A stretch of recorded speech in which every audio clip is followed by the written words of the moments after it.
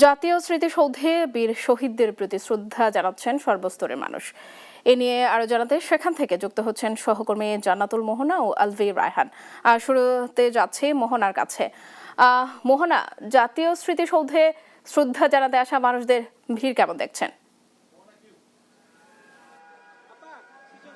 তখন রাত বেজে 2:15, 26শে মার্চ 1971 সাল।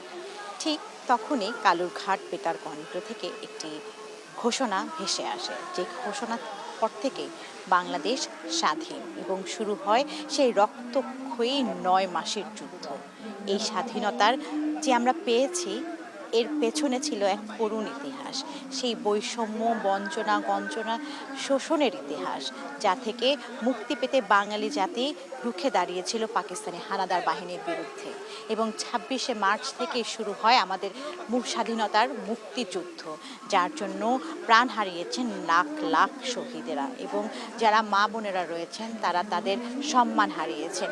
আজকের এই দিনে ঠিক স্বাধীনতার 55 বছর পর জাতির সূর্য সন্তানদের শ্রদ্ধা ভরে স্মরণ করতে এবং শ্রদ্ধা নিবেদন জানাতে সাভার জাতীয় স্মৃতিসৌধে হাজির হয়েছেন অনেক দর্শনার্থী, এবং যারা এসেছেন তারা প্রত্যেকেই পুষ্পস্তবক অর্পণ করছেন। আমরা দেখছি সকালবেলা যখন রাষ্ট্রপতি এবং প্রধানমন্ত্রী সম্মান জ্ঞাপন শেষ করেছেন, এরপর থেকেই জনসাধারণের জন্য উন্মুক্ত করা হয়, এবং এরপর থেকেই এই স্মৃতিসৌধ প্রাঙ্গণে আমরা দেখেছি যে মুখরিত হয়ে আছে জনসাধারণের পদচারণায়, এবং সকলে আসছেন।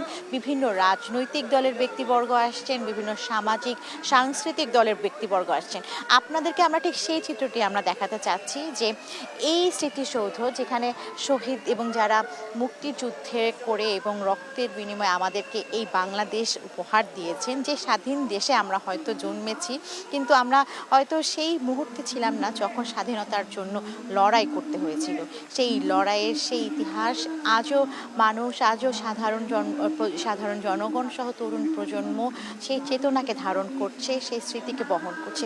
শুধু কি আর স্মৃতিকে বহন করছে, কেবল তাই নয়, সেই স্মৃতিকে স্মরণ রাখতে কিন্তু তারা দিনভর আজ বিভিন্ন সামাজিক সংগঠন থেকে তারা সকলে আসবেন, এবং আমরা আপনাদেরকে জানাতে চাই যে বাংলাদেশের যে স্বাধীনতার 55তম বছরে পদার্পণ আজ, সেই 1971 সালের মহান মুক্তিযুদ্ধের যেই প্রধান লক্ষ্য ছিল শোষণমুক্ত, বৈষম্যহীন, গণতান্ত্রিক ও মানবিক রাষ্ট্র প্রতিষ্ঠা।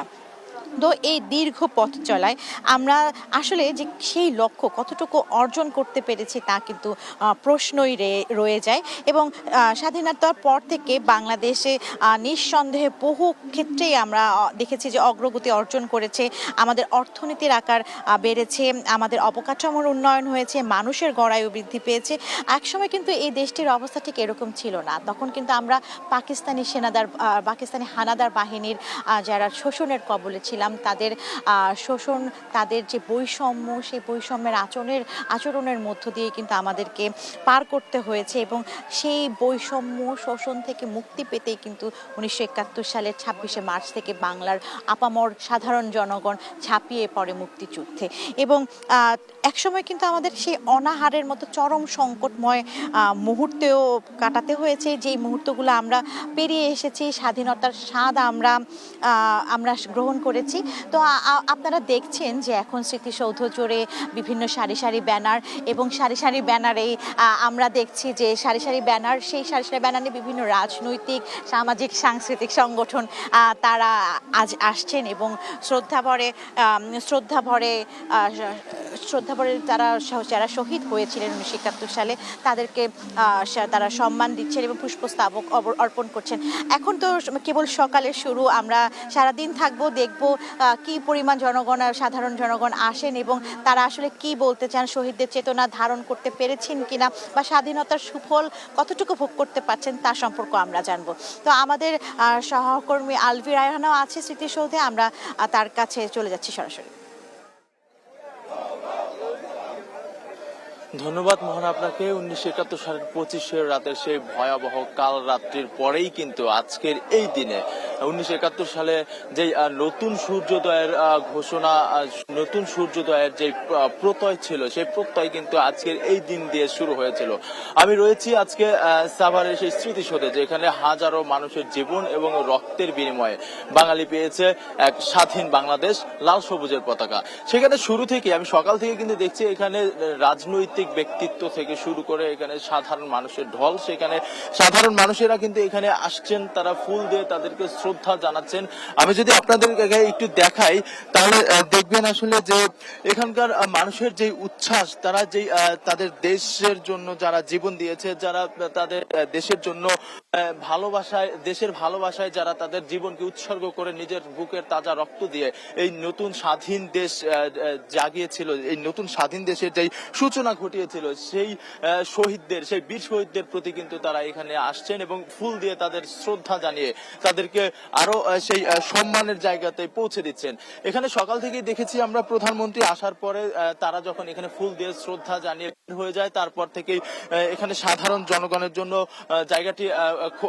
জায়গাটি উন্মুক্ত করে দেওয়া হয় এবং তারপর থেকে বিএনপি থেকে শুরু করে নানান জামায়াত ইসলাম, এনসিপির নানান ধরনের রাজনৈতিক নেতারা কিন্তু ব্যানার ফেস্টুন নিয়ে এখানে আসছেন এবং ফুল দিয়ে এখানে শ্রদ্ধা জানিয়ে কিন্তু তারা বেরোচ্ছেন। এবং সেই সাথে আমরা দেখতে পাচ্ছি যে এখানে আইন শৃঙ্খলা বাহিনীর যে তৎপরতা, সেটা কিন্তু বেশ রয়েছে। এখানে অনাকাঙ্ক্ষিত কোনো ঘটনা যেন না ঘটতে পারে, সেই জন্য কিন্তু তারা এখানে ব্যাপকভাবে আইন শৃঙ্খলা বাহিনীর যে তৎপরতা, সেটা কিন্তু এখানে লক্ষণীয় এবং চোখে পড়ার মতো আমরা দেখতে পাচ্ছি। এছাড়া এখানে আমরা বেশ কয়েকজনের সাথে কথা বলেছিলাম, তারা এখানে অনেক দূর দূরান্ত থেকে সকালে এসেছেন শুধুমাত্র এখানে ফুল দিয়ে শ্রদ্ধা জানানোর জন্য। এই শ্রদ্ধা শুধু বীর শহীদদের জন্য, এই শ্রদ্ধা শুধু বাঙালির যে বাঙালির যেই শহীদ সন্তান, বীর সন্তান, তাদের জন্য। তাদের এই শ্রদ্ধা মন ভরে তাদের জন্য দোয়া করা এবং তাদের যেই ভালোবাসা, সেটা কিন্তু তারা এখানে বহিঃপ্রকাশ করছেন। রাজধানীর সাভার থেকে স্মৃতিসৌধের এই প্রাণ ঢালা ভালোবাসা এবং তাদের যে শ্রদ্ধা জানানোর, তাদের যে সম্মান, সেটি কিন্তু আমরা দেখতেই পাচ্ছি। আসলে রাজধানীর স্মৃতিসৌধ থেকে এই ছিল আমার কাছে আজকের এই 26শে মার্চের স্বাধীনতা দিবসের সর্বশেষ তথ্য।